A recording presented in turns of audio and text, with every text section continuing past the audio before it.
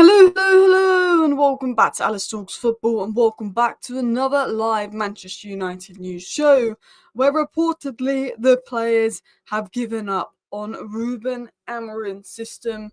They feel it is not working. We're going to get into the leaks, we're going to get into the stories on that, why Amorim will not change for the players, but we're going to have a discussion, should Amorim adapt? Because I'm all for keeping his system and keeping the principles, but if it's not working for this first season, could he do a few adaptations to maybe one or two roles in the system just to get by to the end of the season? Are the players somewhat right in that? Now, the leaks have come from Chris Wheeler. Luckhurst was the last set of leaks, but before that, Chris Wheeler last week came out with a load of leaks. So what's the credibility behind the leaks? Because we're not hearing any leaks from Ornstein, Laurie Whitwell, Fabrizio Romano, who are very reliable sources. They're coming from sources that have connections to the clubs and sources that are very involved in the club, but there's not quite tier one sources. So we'll talk about the credibility behind the leaks and what the player stance is on Amorim. Some back in, maybe some having some questions. Rashford, Anthony, Loan Watch, some comments on them, some comments they've made. We'll discuss that. Other transfer news as well. We've been linked to Dean Huijsen, Victor Osimhen.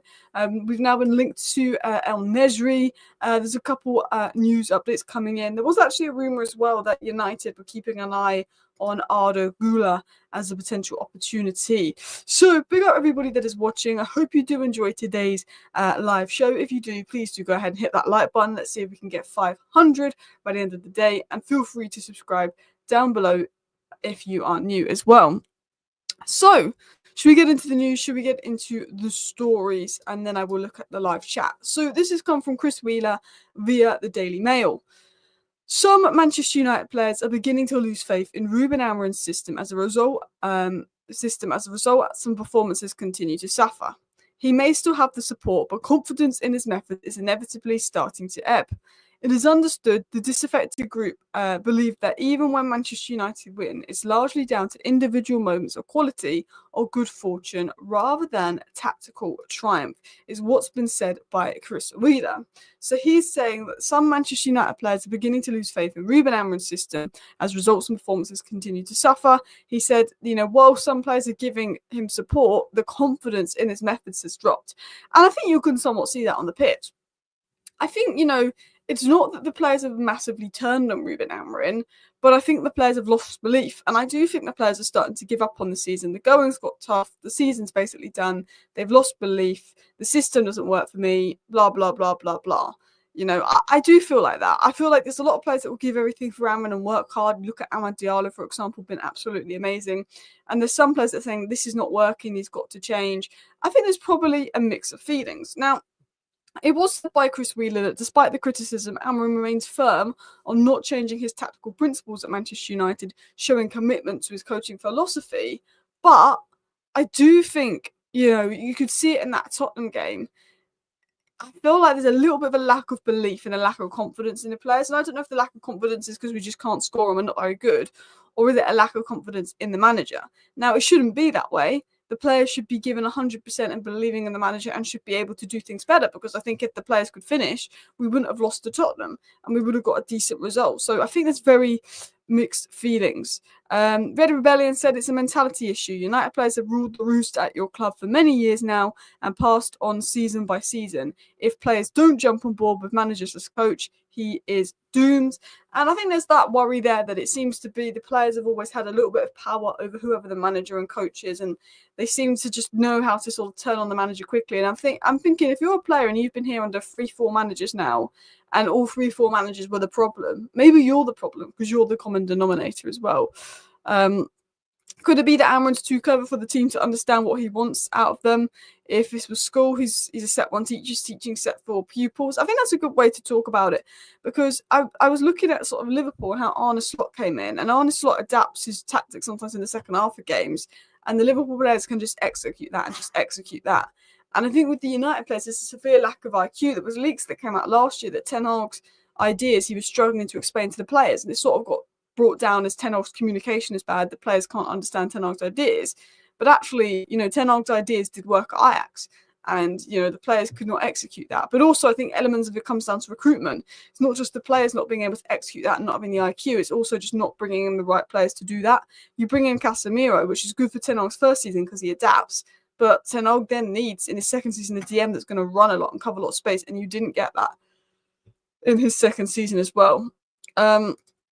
Hassam says, low IQ fans commenting on that we have to change our formation. Come on, in 6 years we've had many managers, many players are improved. I will only blame the players and the owners, which is fair. We're on track to finish 12th this season anyway if Ten Hag stayed with his formation.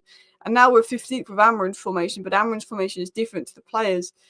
It's like, no matter who the manager is, no matter what the system is, we seem to be doing quite bad. That I think there's just maybe a lack of quality in the players as well. He should play 4-3-3 next season. If anything, he should. If he's going to adapt, it's from now until the end of the season, and then next season he must do what he wants to do. Because Amorim's system at the end of the day did get him to win Sporting's first league title in 20 years after a really poor season as well. The problem isn't the system, it's the lazy players, very bad recruitment. I think, the problem goes down to bad recruitment and bad planning and having players that aren't right for the system and questionable players as well. Someone said he lied on Rashford on behalf of INEOS. There was more to the Rashford situation than training. Everyone knows that, which I don't like there. Always blame the manager, not the players. I think if you've had multiple managers that haven't succeeded, but the same players are there, surely you have to look at the players, not the manager. For me, it's the people at the top. That's the biggest problem. Then it's the players, and it's the manager. I think Amorim's getting things wrong, and I think Amorim could adapt and change the system. I'm not saying completely change the formation. I'm not saying completely, but I'm saying there could be little adaptations to have the midfielders closer together just for a few games to help us not be ran through in midfield, for example. And I think there's tactical things that Amorim got wrong. I thought Mazraoui and Delo, when they both started wing back, we do nothing going forward. The squad options are limited, though. There's things that Amorim's getting wrong, and there's things that I think Amorim should change. But ultimately, it's the players that need changing more than anybody else as well. If the players are the problem, how come all your players out on loan are doing so well? It's United that's the problem. The toxic environment for players, all United players have got worse. I think part of it is United. There's the pressure here. You're under the microscope, the media attention. There's definitely a different pressure at United. And I always feel like, look at Dorgu. Look how much energy and running Dorgu had versus Tottenham. Dorgu looked fitter in that Tottenham game than the rest of our squad. He had the legs, he had the energy. And it's like in 2 months' time, will Dorgu look that bright? You have players, they come in and they look really bright for 2-3 months. And then all of a sudden they get sunk into the environment and it hits them. Mazraoui was so bright in his opening months as well. He's dropped off a bit in recent games. It's like that. Does that toxicity hit them? And I think there's that worry of we are an environment. Now, I will say of Anthony, he's playing for Real Betis where he's going to get more space and have that shot, and La Liga is definitely an easier league. But environment's a massive thing. Like, we all know Marcus Rashford's probably going to go out and smash it at Villa, And a lot of our players, they might look bad now, but we know when they leave the club, they're going to be good. Other than Sancho, who's just been crap the last few games and been the same old Sancho. But then the Chelsea environment's poor. I think a lot of our players, if you threw them in a good environment and a stable team, would succeed. But because this is an unstable team and all these players need stability around them, they can't cope. Bruno Fernandes is one of the only players, and Amad Diallo, one of the only players at the club that could play in an unstable team and still put in performances. I think a lot of these other players are system players and reliant on people around them as well. Steve says, I don't think we need clever tactical managers at the moment. I think we need very basic managers for the players to understand, like teaching school kids to mark your man and make a run. I get what you mean, but I think that's very short term. It's like, that's a manager that can get you to back into the top 4. Then you probably need another manager to get you back to the top. I think that's the question. Is that a stepping stone manager? I think if we're looking at all the managers and you would look at Ole Gunnar Solskjaer as that guy, and people say, we've actually got worse since we sacked Ole, and it's mad to think that, like, I think Ole had to go, but I look at it and I think actually, Ole was hard done by. Ole never got the DM. Ole never got the backing that Ten Hag got. And I do look at the situation and think, had we got Declan Rice that summer, and it could have been different under Ole. I think that DM could have been really different under Ole. But I also think there was a lack of balance in attack. You had Rashford like to cut and shoot, Greenwood like to cut and shoot, and Ronaldo like to cut and shoot. And actually, when Ronaldo came, it was a bit more disimbalanced. But Ronaldo was good for us. So I'm not saying that Ronaldo was a mistake. He scored 17 goals. But I felt like we didn't build a balanced squad under Ole. We had a squad of individuals. And I think had we built that squad better under Ole, you never know. I think Ole's is a good manager, to be honest. and it's got worse since him. He didn't win trophies, but we had 2 top 4 seasons. That's the best we've been for ages, which is quite worrying. But yeah, Ollie has won his last 1, 2, 3 games for Besiktas, believe it or not. But anyway, let's continue on into some more stuff as well. These players lose faith in every manager that makes them work. They just want to play a five-a-side in training and winning team picks on social media, mentally and physically weak. Elements of that, I think there's definitely mental weakness in the team. There's definitely a bit of a loser mentality, if I'm going to be honest as well. I think if these reporters aren't going to report who said these things, it's pointless and more damning them saying it, to be honest. All it does is stir convos of doubt. In fact, is it a fact they said anything? And I think you've got a point here. I wanted to talk about the credibility of the journalists and reports. That's why it's in my breakdown. They're obviously not going to name who their source is, who said this, who said that, because they know once they name names, they're not going to get the information to then leak further information because no one's going to trust them. But I do think with the leaks, you always have to take a pinch of salt. If the Athletic come out and say something, I believe that it's true, because the Athletic very rarely come out with leaks. Whereas people like Chris Wheeler and Samuel Luckhurst, who have obviously, these are where the leaks are coming from, have often come out with leaks. As soon as the going gets tough at United, they are someone that likes to put out leaks. And they might have information that they got 2 months ago and they think, well, it's bad now, so I'll put the information I got 2 months ago out now because that's going to get me interactions and that's going to get me clicks. And I think it's one of those things where, I think there's an element of the leaks being true in the sense of, well, yeah, we're not winning games. The system isn't getting the best out of the players. So, yeah, the players are probably going to have doubts. Of course they are. But it might be a small chunk of the players that are a little bit sceptical that maybe Amorim should adapt. I think it's very likely that there's some truth in the leaks, but I think the timing of the leaks is what the journalists do. I think, we can't believe all the leaks. We can't believe everything that's come out. This is Chris Wheeler. This is Daily Mail. Luckhurst loves a leak. You can't just take the leak and say this is 100% true. The Man United players have given up on Amorim. We can't say with certainty, but because I think the leaks are always timed to have the most effect. They're always timed after a loss. Have you noticed that these leaks wouldn't come out if we won our last game? They're always timed after a loss, and the journalists do that on purpose. But there's probably an element of truth to the leaks, of course, because Samuel Luckhurst and Chris Wheeler are connected to the club. But it's like, could Chris Wheeler have been told that 2 months ago and then waited till he lost a few games to then put that leak out when it was more negative? That's the thing you've got to question with the journalists. And, yeah. Amorim should have tweaked the system by now. We know he doesn't have the players, but crazy to persist continuing to fall down the table. I agree to an extent. The minute he completely changes the system for the players, that's what Ten Hag did, and that's where Ten Hag went wrong. And I get that he's preparing himself for next season, but I think he can do little tweaks where he could say, in possession, we might go to about 4 at times with, Udall almost becoming a bonus left wing back. Or actually, Bruno and Agate in the pivot, I want you to play closer together. Do you know what I mean? There could be elements of little tweaks to just think, well, that would help us in this situation. That would help us in that situation. I think he manages the big games well, but as soon as we've got to do something in possession, that's where we struggle. I think out of possession, we're all right if it's a big game and we're up for it. And that, again, is a mental thing from the players. But as soon as we've got to do something in possession and do something with the ball, that's where we struggle. And I don't think you can blame Amorim for that. I want to show you my notes here on this situation. So this is what I said in my notes. I said, it's not Amorim's fault you can't put the ball in the back of the net. Garnacho should have scored a goal. Hoyland could have scored. Garnacho got a second goal. Delo should have scored. Delo and Garnacho probably should have scored their chances. Xerxes, Hoyland, and then Garnacho's second chance could have gone in on another day. At the end of the day, let's be honest, did we deserve a point versus Tottenham? Yes. You look at our bench, you look at Tottenham's bench, you look at the players we had about, we could have got a point from that Tottenham game. We should have got a point from that Tottenham game, but we couldn't finish. Amorim didn't set us up to lose. Amorim set us up with enough chances for us to get a point. And that was not Amorim's fault. The Garnacho just absolutely skied a sitter. Bruno Fernandes has put it on a plate for our players about 10 times this season. They've absolutely skied it.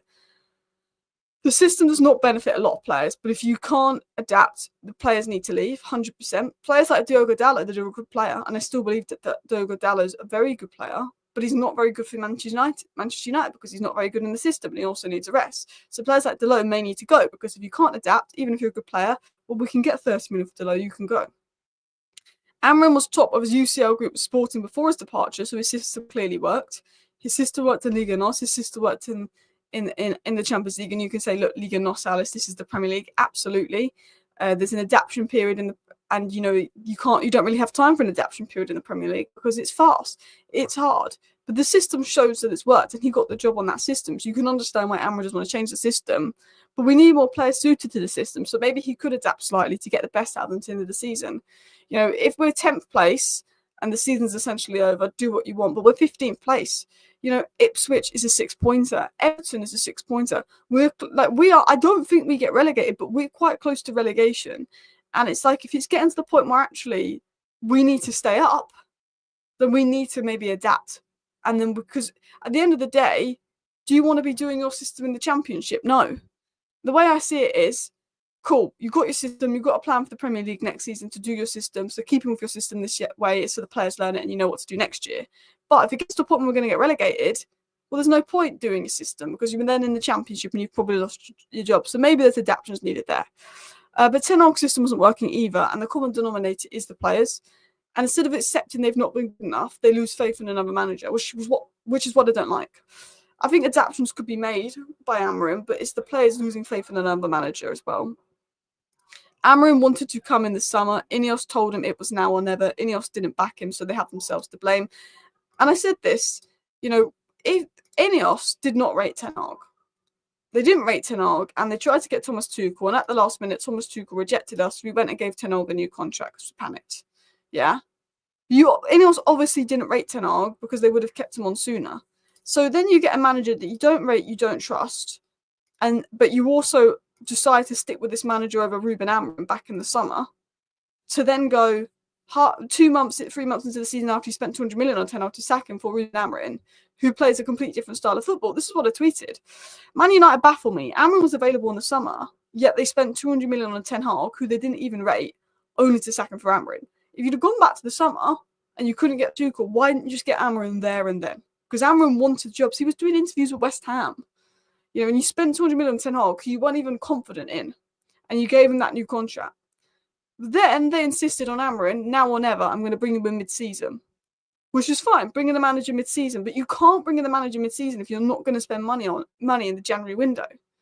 And funds are tight.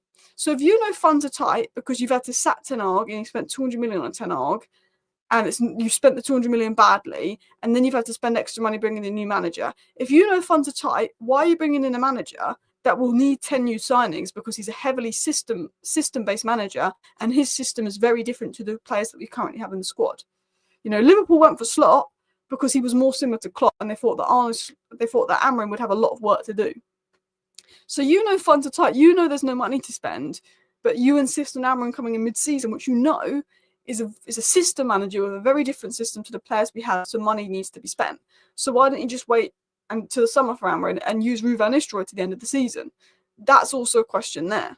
So you've spent all this money on Ten Hag you didn't rate when Amorim was available. 3 months later, you decide we'll want Amorim, but you've got no money to back him, and Amorim needs backing. And this whole mess could have been avoided in the summer if you just sat Ten Hag and you brought Amorim in there and then.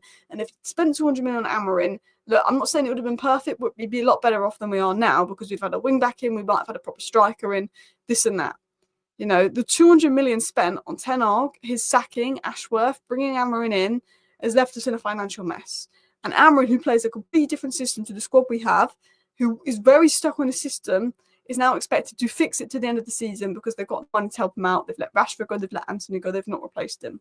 And it just sums up the mess. It just sums up the chaos that we've had at this club for a while. I said it yesterday. It's so frustrating as a Manchester United fan. Fully a clean-up is needed, but his own stubbornness is sacking him at the moment. He needs to adapt to profiles he has available, or he'll be sacking himself 100%. I think, I'm not saying change the system, but I'm saying have a few adaptations here and there. I think it's safe to have a few adaptations because every manager somewhat adapts 100%. Who can play a system, who can't. Alice, do you think the Glazers would go if we got relegated? We'd be in a financial mess and it could put more pressure on the Glazers to sell. I don't know if for sure they'd go. Would you take relegation if it meant the Glazers were gone? If we got relegated and it meant the Glazers were 100% out of our club and new owners were going to come in and those new owners had money and ambition, then I'd take relegation. But we could get relegated. The Glazers could leave and we could get someone worse than the Glazers. It's like I could do with a setback of relegation if it meant that the Glazers were gone, but the people that took over from the Glazers had a lot of money and were ambitious. And we might have a year in the Championship. We might have a year in the Premier League afterwards at mid-table side. It might take us 4 or 5 years to get back instead of the 2-3 years. But yeah, if you got the Glazers out, I guess you'd take it to an extent. But I think relegation would put us in financial ruin. So I will cry if we get relegated. The last thing I want is us getting relegated. And I don't think it gets the Glazers out, to be honest. It puts us in financial ruins. I don't think it's enough to get the Glazers out. Can't always be stubborn and stick to your principles. Even fully fit, doesn't have the right profiles, let alone with all the injuries. 100%. When you think there's only 12 first-team players available, and even when everyone was available, we weren't doing that well, and the players didn't fit your system. Sometimes you have to adapt to the injuries. And you're right. I think you can stick with your three at the back. You can stick with the principles of your system, but adapt elements of it. Adapt the role that you want Dalot to do. Adapt the role you want Bruno to do. Make this a bit tighter here. I think there has to be little adaptations there. As an outsider looking at a club that used to be my biggest enemy, I now feel sad for United fans. You have to pay astronomical wages to players that disrespect you and the heritage of a club. I know it's just what incompetence at the top does. We've had 18 years of Glazer ownership, and it just, it crashes and burns. Fergie can carry it for a long way, but when you continue to neglect and run a club so badly, it will come running down. And you've got Casemiro, who's not playing. Casemiro's played about 1 minute in the last 10 games until the last game versus Tottenham because we had nobody fit, saying that he wants to see his contract out of Man United. He wants to see his contract out of Man United, even though he's not going to get any minutes. And Ruben Amorim's told him he's not going to get any minutes, but he wants to stay at Man United and run out his contract. Why? Because the people at the top thought, we'll give Casemiro a 4-year contract on ridiculous wages of, what was it, 350k a week in his 30s. His first season was great, but it's the idiots at the top. We'll spend 85 million on Anthony. We'll give Casemiro 350k a week. It's so frustrating. So frustrating, to be honest. I'm just scrolling through the chat, by the way, because I am really behind on the chat, by the way. I am like 10 minutes behind on the chat, so I do apologise as well. INEOS made a big mistake in the summer. They're paying for it now, I agree. Amorim will stick with the system because it shows up the players that shouldn't be here, and he can then sell and buy players that can. I think that's elements of it. I think one of the reasons Amorim's sticking with the system is because he can say, this is who needs to go, this is who can stay. 100%. What worries me is INEOS doing a Nice. Let's face it, they don't have a good track record with football managers. They don't. It's cycling people running a football team. They don't have a good track record, and that worries me. I like that Barada's been brought in. I like that Wilcox has been brought in. And I think they've done good things by bringing in the right people.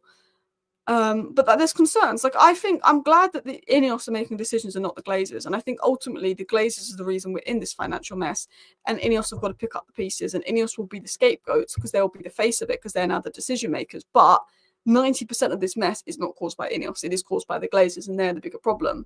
But I do have concerns about INEOS. I think you've made good decision. Barada and Wilcox in. There's ambition there. They're pumping money into the club. That's good, but I also have concerns about it's a bit erratic, and we know that they're quite erratic at Nice. I think it's for me, I want the Glazers gone. I'm not saying INEOS are Glazers 2.0, but I think you can have concerns around INEOS as well. If you have two midfielders, you can't go wide, surely. Bruno spent most of his time on the right wing against Spurs, leaving Casemiro on his own midfield. This is what I mean about adaptation.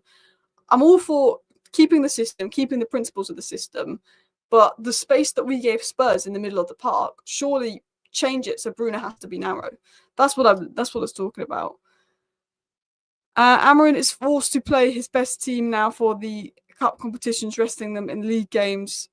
As a manager, I would not take that gamble. A league is beginning and the end simple. I think it's just for me, the way I see it is, get a win versus Everton, get a win versus Ipswich. Okay, that's enough to keep us up. And then for me, because that will put us on 35 points, but that will be big 3 points over Ipswich. Beat Everton, beat Ipswich, get back-to-back wins, get your 35 points. You'll probably get 5 points in the last 5 games of the season to get that road to 40 points and focus on the cup. For me, honestly, 17th place, I don't care. 17th place and win a cup, I don't care. It's just don't get relegated. The focus is don't get relegated and go all in on the cups, because if we win a cup game, we can then get back in Europe next season, which gives us more money to spend and means we can attract more players. FA Cup gets us in Europa League. Europa League gets us into Champions League. I don't care which one we win, because if we get into the Champions League, we're not going very far in it. So I don't care if we I don't care if it's the FA Cup. I don't care if it's the Europa League, but stay up and win one of those trophies. That's what I see it. The FA Cup and that Europa League are so important because we've got no route into Europe. There's no route into Europe for United. We are too far down the table, and not being in Europe will cost us massive financially and will cause us huge problems in the summer. So, yeah, for me, yeah. I'm sorry, but the players need to change, not the head coach. The players at Sporting did that. They changed for the coach. Ruben needs to keep it, and the players need to change. I agree with you. What I'm saying is Ruben Amorim can adapt things like, we shouldn't have Casemiro going so wide to allow Casemiro to defend such a large space versus Spurs, because we know that Casemiro can't defend large spaces. Ruben Amorim can adapt things to have Bruno and Casemiro closer together in the midfield pivot. Ruben Amorim should keep the principles of his system, the bulk of his system and his ideas, because he knows it works. But what I'm saying is there could be little tweaks and changes made in there to make it so we're not rammed through. That's the kind of adaptations I'm talking about, because the players ultimately need to adapt. But if Casemiro can't defend large spaces, why are you setting up to defend large spaces? You need sometimes to adapt to cover those weaknesses. That's what I see in terms of managers. Big up Gaz saying smash the like button as well.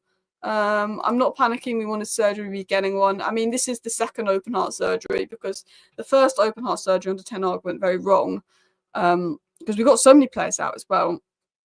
Adaptations, not adaptions. Yeah, my English isn't the best. Sir Alex Ferguson should give a squad talk. I mean, mentality is definitely an issue. Mentality is definitely an issue in the squad for sure. Imagine if Amorim has had enough and is trying to get sacked since he wasn't backed. I don't think so. I think he's got too much, what's the word? Is it dignity? I feel like he wants to turn around. He wants to be known as the first manager to succeed at United post Sir Alex Ferguson. Because if he just walked from the job now, it would show weakness. I feel like he's not that kind of character. He's determined to work hard and make it work as well. Amorim talks about intensity, yet supports Casemiro without adequate support. Why not risk youngsters? I think he speaks about intensity, and that's why he's not played Casemiro. Casemiro got 1 minute in the Leicester game. If anybody else was available, Casemiro doesn't play that game. But I think he's like, it's not fair to throw in an 18-year-old right now. I think, he could have took more risk with the youth, bringing him off the bench. Dan Gore got debuts under Ten Hag. Ethan Wheatley got 10, 15 minutes under Ten Hag. Forson got thrown in under Ten Hag. I do look at it and think, yeah, you could throw a youngster in. I think for me, I get starting that team, but Obi Martin should get 15 minutes and Morehouse maybe give him 10, because Ten Hag chucked a Forson in here and there. I think he could have tucked the young players in, or a Sekou Kone for 10 minutes. I think if you're 1-0 up, I get it. But if you're 1-0 down, I think he could have chucked them in as well. Don't get relegated how far we've fallen. And that's the mess we're in. It's the mess we're in right now. Is like, stay up and just try and win a trophy. But Amorim's even said himself, the focus isn't on winning trophies this season. But I think we've got to think of long term, but we've got to win a trophy. I mean, we probably won't, but we should. That should be a focus. I think we need a full heart replacement. The vibes are gone. Yeah. The vibes 6 years ago under Ollie, and it was like, I mean, we were complaining that we weren't good enough back then, but I would take that in a heartbeat. I would go back to Lingard, Pogba, Martial, Rashford, balling it out 6 years ago, Lukaku. That Man United, when I watched clips of that Man United, they were fun to watch. They were exciting. They were dancing in the dressing room. They were getting haircuts. They were winding people up. But we were fourth place. It was, we got fourth place and there was vibes, right? And we were annoyed because we're Man United. We should be in the title race. And we were a top 4 side, but we're annoyed because we should be in the title race. But I look at where we are now and I think, yeah, Pogba, Martial, Lingard, Rashford, those were the days. Those were the days in the last 10 years. That Manchester United side. And it's like, compared to what we have now, like how we've fallen. Because we thought back then we'd fallen under Mourinho and back then we'd fallen under Ollie. But I look at that squad and I think, oh, that was fun. Oh, that was a good game. I remember, even with Ollie, battering Leeds, Rashford's hat-trick versus Leipzig, Champions League games versus PSG. The Leeds 5-1 game in Ollie's last season was honestly one of the best vibes, because I thought we could win the league that season and Ronaldo would come in just after and then it all went to crap. That we peaked. Our peak was beating Leeds 5-1 on the opening day of Ollie's last season. And that was the peak. That was the peak post Sir Alex Ferguson. And since that day, it's gone down. And Ten Hag brought us up temporarily for half of his first season and won a Carabao. But actually, we peaked when we beat Leeds 5-1 and Bruno Fernandes got a hat-trick and Pogba got 4 assists. That was our peak in the post Sir Alex Ferguson. You know, that's the days. I'm sitting here. I'm doing Ollie re-envisionment, and Ollie had to go in the end. But that's how bad it is right now. That we just got to stay up. But back then, you know, when we thought it was bad, compared to now, it was good. If we get relegated, would be absolutely catastrophic given the financial state of the club. 100%. If we get relegated, it's a mess. Someone said, only thing with Ollie is we won Sodo, at least ran how Jose Mourinho won trophies, which is true. Ollie just couldn't win trophies. We got close. I mean, was it De Gea that had the disgraceful FA Cup game, which could have been different if Romero had played? Amorim said to the club he wanted to come next season, but the club insisted, or else the opportunity won't come again. Now, whose fault is that? The club, of course, 100%.